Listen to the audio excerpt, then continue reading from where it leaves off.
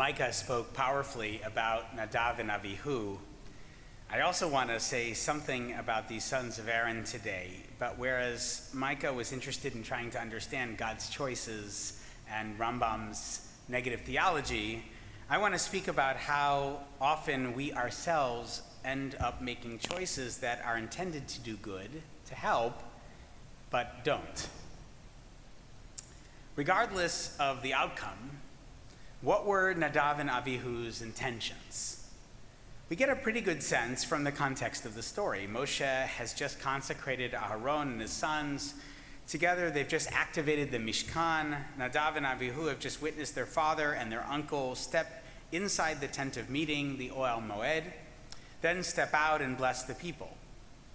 And with them, Vayerach Chavod Hashem el kol ha'am, the presence of God is with them. V'teitzei eish mi lifnei Hashem, fire emerges and consumes the sacrifices that they've made. The people are awestruck. They shout and they fall on their faces. And witnessing all of this are a couple of kids, younger adults, who watching their elders at work must have thought in the moment, me too. I want to do that. I want to connect with God. I want to impress the crowd. They want to be a part of it all. They want to help. So they bring an offering and they fail spectacularly. Many years ago, when I was a graduate student living in LA, I was driving with a buddy of mine when we noticed an older couple with a flat tire by the side of the road. Wanting to help, we pulled over and offered to change their tire. They were grateful for the support, but they said they didn't mind calling a tow truck. It was dark outside, and busy Los Angeles streets aren't very hospitable places to sit around waiting at night. Don't be silly, we said. We're perfectly capable of changing a tire. So we grabbed their jack from the trunk and proceeded to help. Now, this was one of those 1960s luxury sedans, like a Chevy Impala or a Lincoln Continental. It was huge.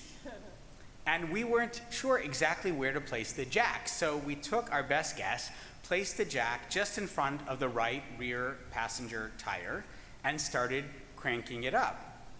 The car began to lift, but under the sheer weight of this enormous vehicle, we were horrified as we watched the passenger door begin to crumple. Quickly, realizing we were causing more damage than we were fixing, we lowered the car back to the road and called AAA.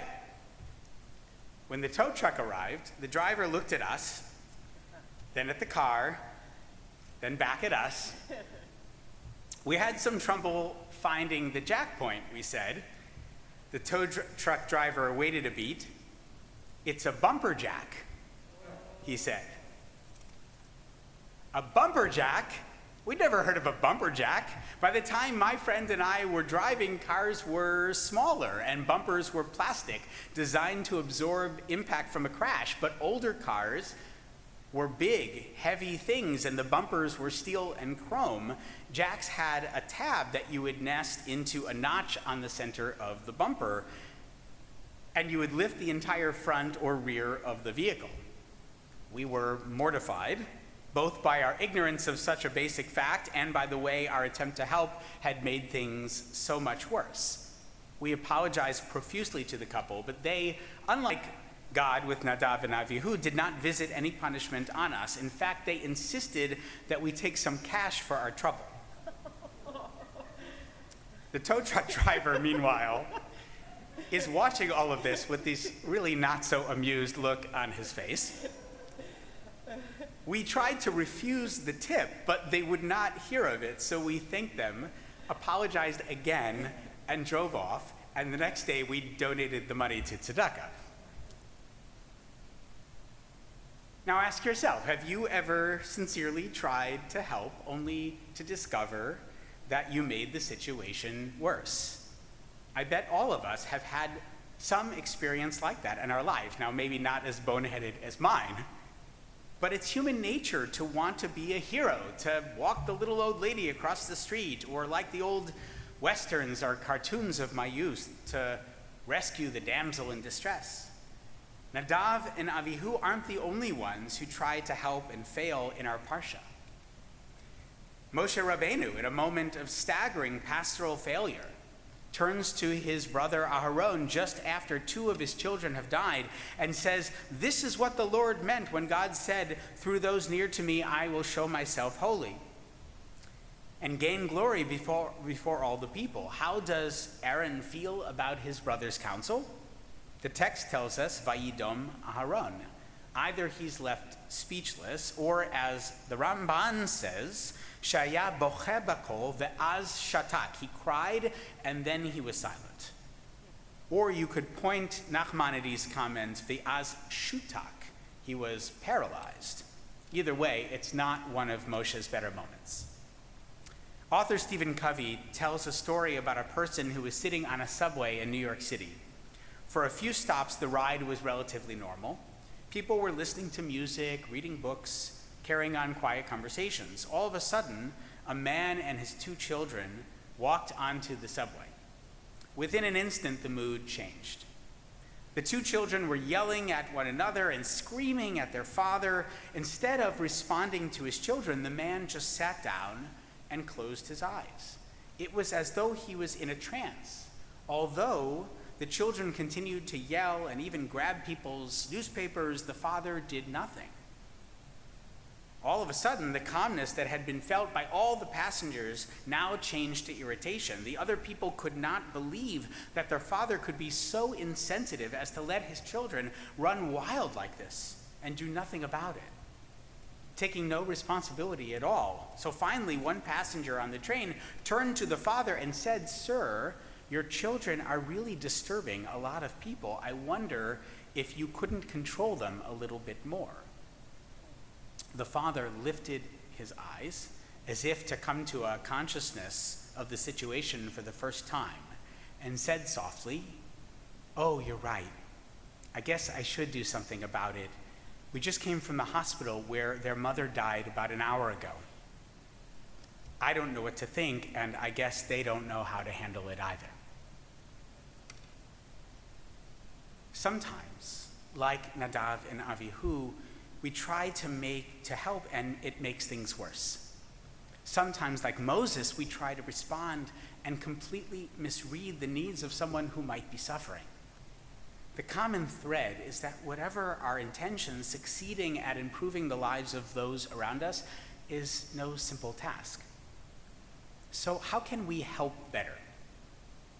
It may seem obvious, but I think the best approach is to listen, to go slow, to honor the agency of another so that the help that we give is actually the help that they need.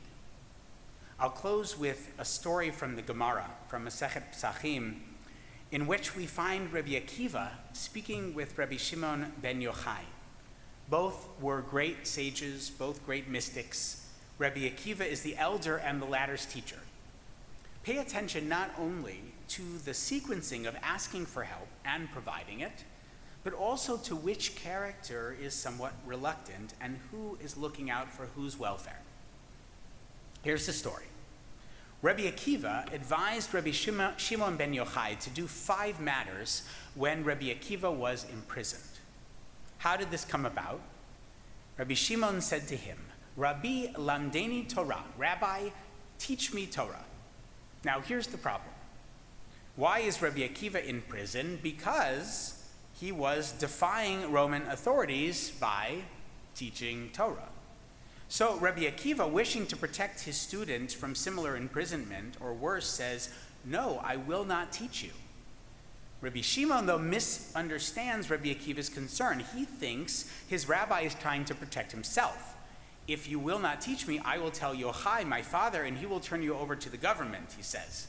It's the 2nd century equivalent of jesting. What are they going to do, lock you up? But Rabbi Akiva responds in one of my favorite lines from Talmud. "Bani, yoter mima sha'egel rotze linak, para rotze lahanik." My son, more than the calf wishes to suck, the cow wants to suckle. You think that I don't want to teach Torah? I love teaching Torah. I got arrested for teaching Torah. I love teaching Torah the way cows love giving milk. I'm concerned about you. In other words, I don't want to help you if the assistance I provide is more hindrance than help. I don't want to damage your car door with your bumper jack. I don't want to disregard the real harm that could come to you if the Romans catch you. So, what changes his mind? What enables Rabbi Akiva to teach his student? He's confident that Rabbi Shimon ben Yochai understands the risk, and he himself still wishes to move forward. Umi basakana, v'halo ego basakana. And who is in danger, says Rabbi Shimon? Isn't the calf in danger, not the cow. What was tragic about the story of me and my friend during graduate school is that we didn't really know what we were doing. And we didn't have the humility to say perhaps our skills of tire changing don't apply in this particular situation. What was tragic about the story of Nadav and Avihu is that the text is quite ambiguous about whether they knew what they were doing. As Micah explained, maybe they did, maybe they didn't. What was tragic about Moshe's response to the tragic death of these two budding priests is that he doesn't honor that ambiguity. He brings certainty to a space that really demands humility. And Moshe is someone who generally excels in the humility department. As I said, not one of his better moments. But we all have those imperfect moments, don't we? Where our desire to suckle outpaces the express need of the calf. We should be kind to ourselves and not judge ourselves too harshly for those mistakes. Jewish tradition simply demands that we learn from them, that we grow in our capacity for patience, and in the future, give better attention where it's due, less to our egos, more to those in need. Shabbat Shalom.